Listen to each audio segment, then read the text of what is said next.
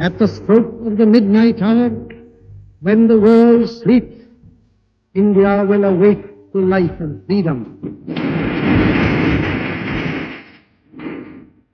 14 अगस्त 1947 की रात दिल्ली में बाकी रातों से बिल्कुल अलग थी। शहर के माहौल में एक अजीब सी बेचैनी थी। एक तरफ लोग जानते थे कि आने वाली सुबह हिंदुस्तान के लिए एक नई सुबह होगी, दूसरी तरफ पिछले कई महीनों से देश जिस उथल पुथल से गुजर रहा था उसने इस खुशी को पूरी तरह बेफिक्र होने नहीं दिया था। करीब 200 साल की ब्रिटिश हुकूमत अब अपने आखिरी दौर में थी और कुछ ही घंटों बाद भारत एक आज़ाद मुल्क बनने वाला था।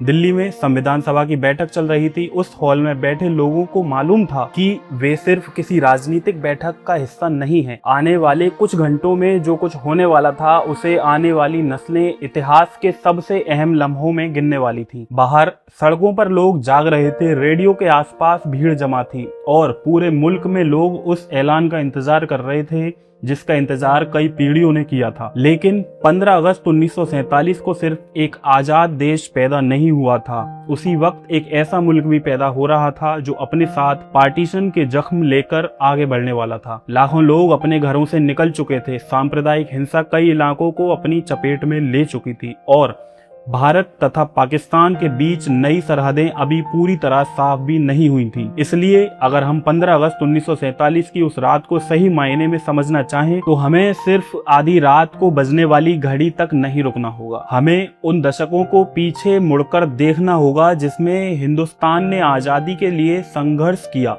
और उन महीनों को भी देखना होगा जिनमें वही आज़ादी पार्टीशन की त्रासदी के साथ साथ हमारे सामने आई। क्योंकि 15 अगस्त की कहानी सिर्फ जश्न की कहानी नहीं है, ये संघर्ष, सियासत, कुर्बानी, उम्मीद और एक ऐसे बंटवारे की कहानी है जिसने करोड़ों लोगों की जिंदगी हमेशा के लिए बदल दी। भारत की आज़ादी किसी एक नेता, किसी एक आंदोलन या किसी एक तारीख की देन नहीं थी। इसके पीछे कई दशकों का संघर्ष था।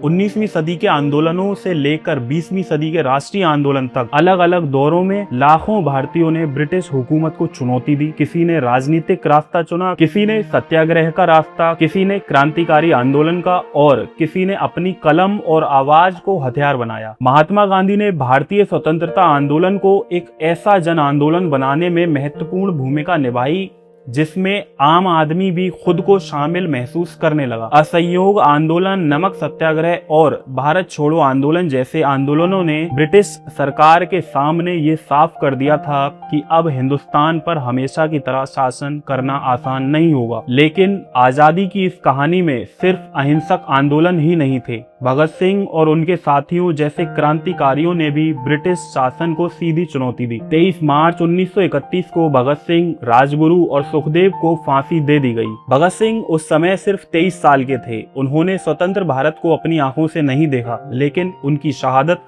भारतीय स्वतंत्रता आंदोलन की सामूहिक स्मृति का एक महत्वपूर्ण हिस्सा बन गई। दूसरी तरफ सुभाष चंद्र बोस और आजाद हिंद फौज ने ब्रिटिश साम्राज्य के खिलाफ सशस्त्र संघर्ष का रास्ता अपनाया। उनका मशहूर आह्वान, तुम मुझे खून दो, मैं तुम्हें आजादी दूंगा, उस दौर के राजनीतिक माहौल और नौजवानों की बेचैनी को दर्शाता था। मौलाना अबुल कलाम आजाद जैसे नेताओं ने एक साझा हिंदुस्तान की पैरवी की।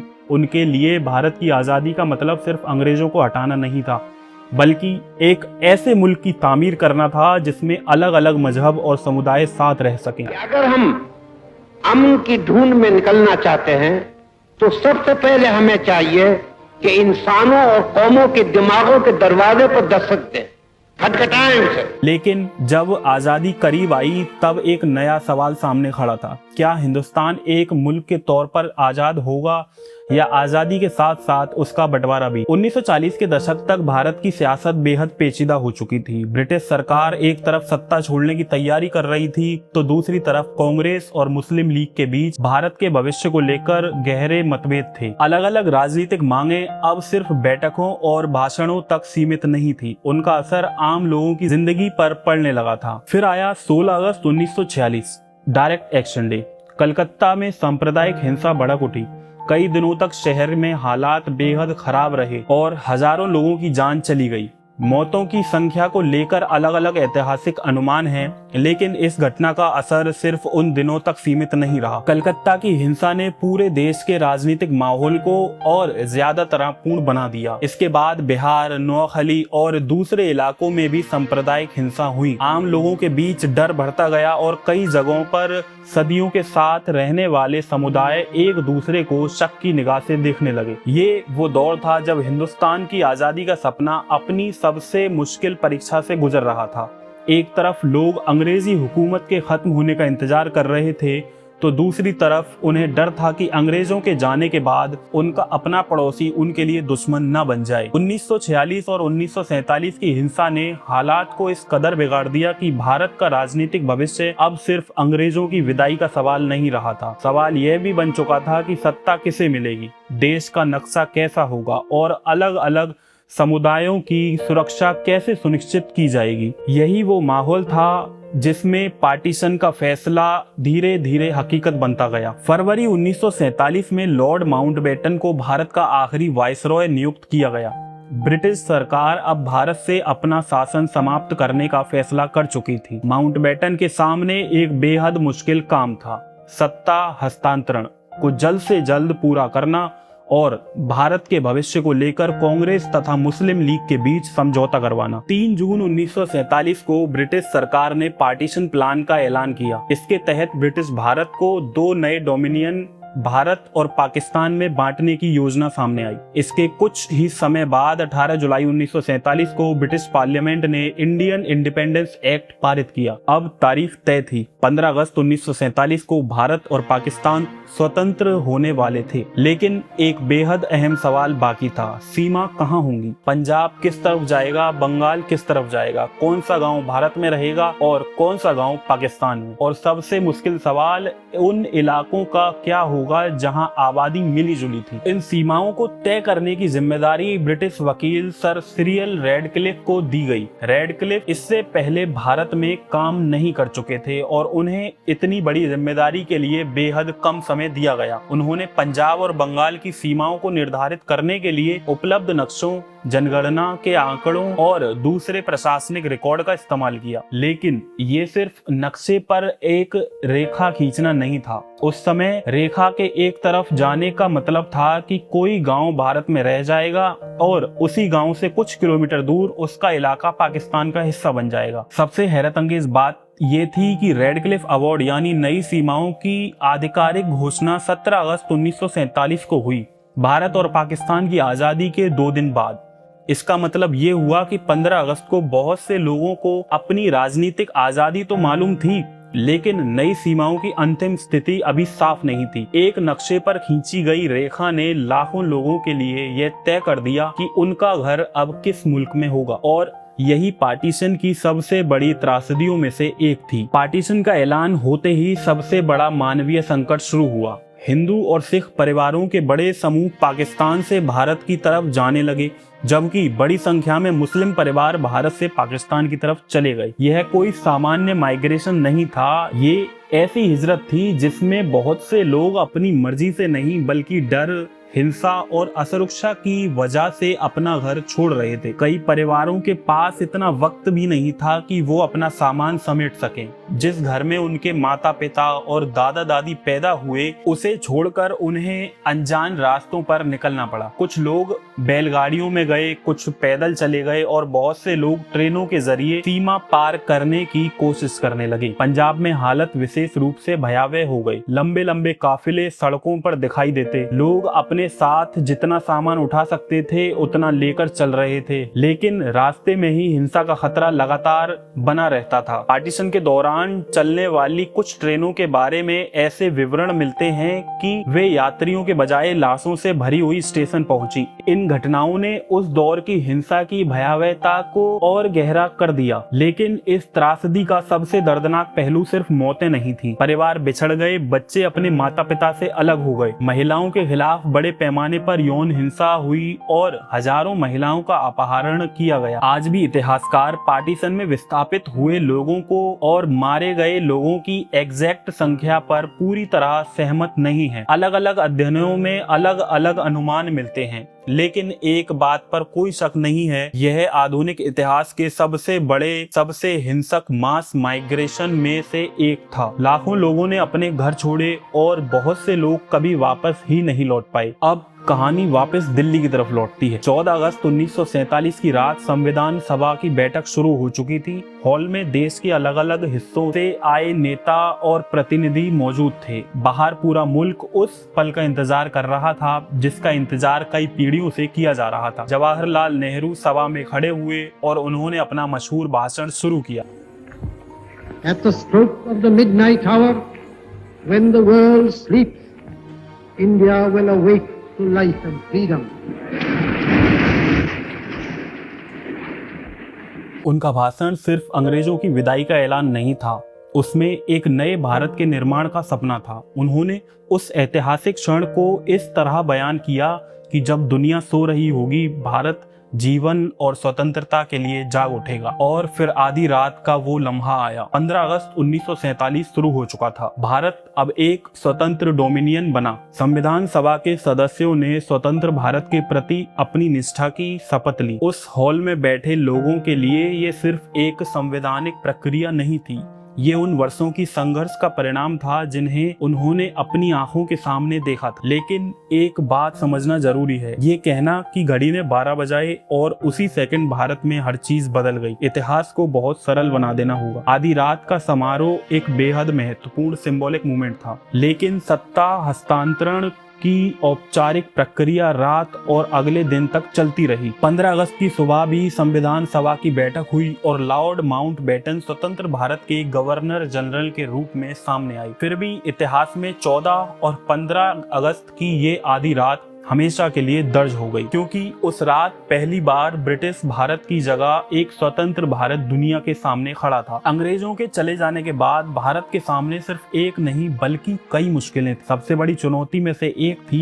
देश की रियासतें। ब्रिटिश भारत के अलावा सैकड़ों प्रिंसली स्टेट थी। इन रियासतों के पास अपने शासक थे और ब्रिटिश पैरामाउंसी समाप्त होने के बाद उनके सामने भारत या पाकिस्तान में शामिल होने का सवाल खड़ा हो गया। अगर ये रियासतें अलग अलग रास्तों पर चली जाती तो नया भारत बेहद बिखरा हुआ और प्रशासनिक रूप से अस्थिर हो सकता था। यही सरदार वल्लभ भाई पटेल और वीपी मेनन की भूमिका सामने आती है। पटेल को अक्सर भारत के राजनीतिक एकीकरण के प्रमुख आर्किटेक्ट में गिना जाता है। उन्होंने अलग अलग रियासतों के शासकों के साथ बातचीत की और उन्हें भारत में शामिल होने के लिए राजी करने की कोशिश की। कई रियासतें बातचीत और इंस्ट्रूमेंट ऑफ एक्सेशन के जरिए भारत में शामिल हो गईं।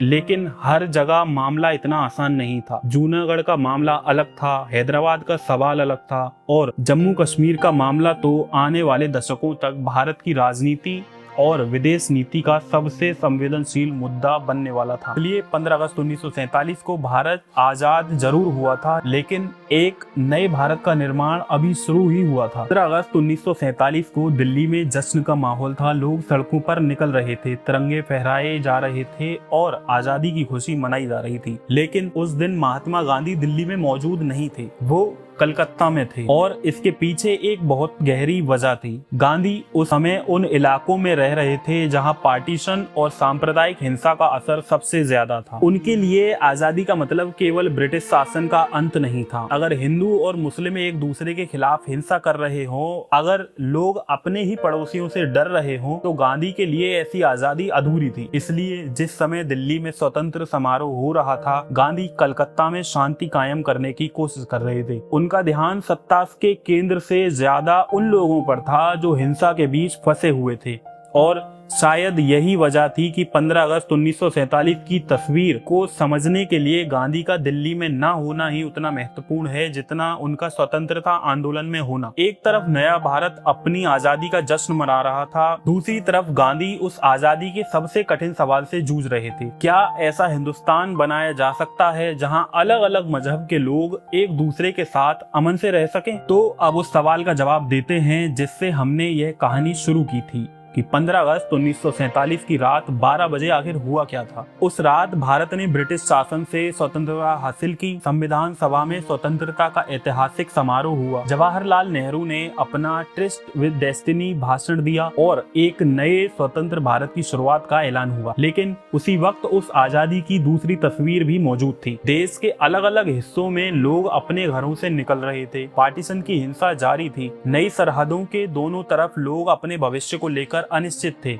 लाखों लोग शरणार्थी बन चुके थे। यही वजह है कि 15 अगस्त 1947 को सिर्फ एक तारीख मानना इस कहानी को बहुत छोटा कर देता है। ये तारीख एक साथ दो चीजों की निशानी थी। एक तरफ आजादी और दूसरी तरफ बंटवारा। एक तरफ तिरंगा और दूसरी तरफ शरणार्थियों के काफिले। एक तरफ नई उम्मीद, दूसरी तरफ बिछड़ते परिवार। और शायद इसी विरोधाभास में 15 अगस्त 1947 की असली कहानी छुपी हुई है। भारत ने उस दिन आजादी हासिल की थी, लेकिन उस आजादी की पहली सुबह आसान नहीं थी। एक नया मुल्क पैदा हुआ था, लेकिन उसे संभालना अभी बाकी था, उसे जोड़ना बाकी था और उन लाखों लोगों के जख्मों पर मरहम लगाना भी बाकी था जिनकी जिंदगी पार्टीशन ने हमेशा के लिए बदल दी थी। आज जब हम 15 अगस्त को देखते हैं तो हमारे सामने सबसे पहले तिरंगा आता है। स्कूलों में कार्यक्रम होते हैं, राष्ट्रगान बजता है, भाषण होते हैं और पूरा देश स्वतंत्रता दिवस मनाता है। और ये जश्न होना भी चाहिए, क्योंकि आजादी कोई मामूली उपलब्धि नहीं थी। लेकिन इतिहास को याद रखने का मतलब सिर्फ खुशियों को याद रखना नहीं है। हमें उन लोगों को भी याद रखना होगा जिन्होंने उस आजादी की राह में अपनी जिंदगी लगा दी। उन क्रांतिकारियों को जिन्होंने अपनी जवानी कुर्बान कर दी। उन आंदोलनकारियों को जिन्होंने जेलें काटी। उन परिवारों को जिन्होंने अपने लोगों को खोया। और उन लाखों आम इंसानों को भी जिनका नाम शायद किसी इतिहास की किताबों में नहीं मिलता,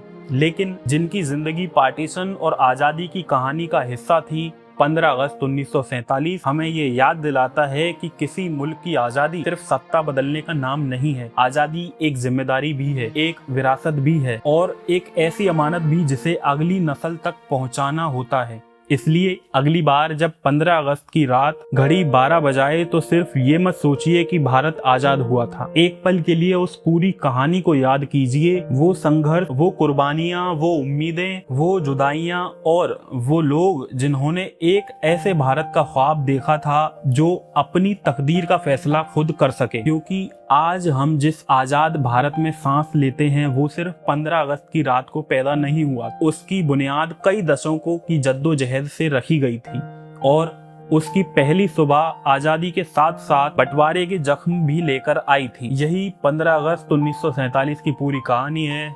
जय हिंद।